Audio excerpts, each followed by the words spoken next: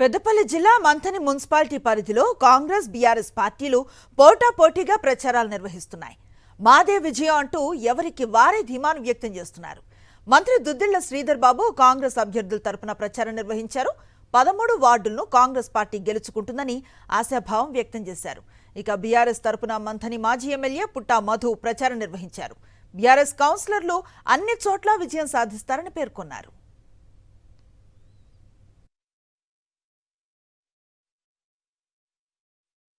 ఈరోజు మంత్ని పట్టణానికి సంబంధించి ఎప్పుడు లేని విధంగా ముఖ్యమంత్రి రేవంత్ రెడ్డి గారు అదేవిధంగా పట్టణానికి సంబంధించి మౌలిక సదుపాయాల విషయంలో తెలుపగానే మేము వారు దాదాపు 2 సంవత్సరాల కాలంలోనే 40 కోట్ల రూపాయల మేరకు రోడ్లు, డ్రైనేజీలు, ఇతర అంశాల విషయంలో కేంద్రీకరించి పనిచేసి ఓట్లు అడగడానికి వెళ్తా ఉన్నాం. ఇంకో పరంగా పార్టీ పరంగా నడిపే ప్రభుత్వం ముందుకు తీసుకెళ్తా ఉన్నాం.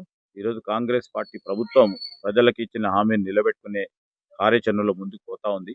ఎప్పుడు లేని విధంగా యావత్ రాష్ట్రంలో ఉన్న మున్సిపల్ కార్పొరేషన్లకు, మున్సిపల్ కౌన్సిళ్లకు పెద్ద స్థాయిలో నిధులు ఇవ్వడం జరిగింది. ఇంకా కూడా మరి పట్టణ వాసులకు సంబంధించి ఇంకా మౌలిక సదుపాయాలు, పెరుగుతా ఉన్న జనాభా, పెరుగుతా ఉన్న అవసరాలు దృష్టిలో పెట్టుకొని వాటన్నిటిని కూడా పూరించే కార్యక్రమం చేసే దిశలో పోతా ఉన్నాం.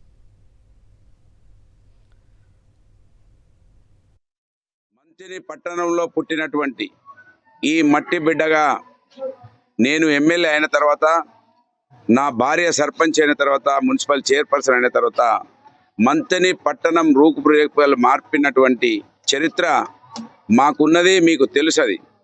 కాంగ్రెస్ పార్టీ వాళ్ళు ఎప్పుడు అధికారంలో ఉంటే అప్పుడు ప్రజలను హింస పెట్టినారు, లూటీ చేసినారు, ఇబ్బందులు పెట్టినారు. అవి కూడా మీకు తెలుసు. కనుక ఓటు అనే గొప్ప ఆయుధాన్ని ఓటు వేసే దగ్గర ఎవ్వరు ఉండరు.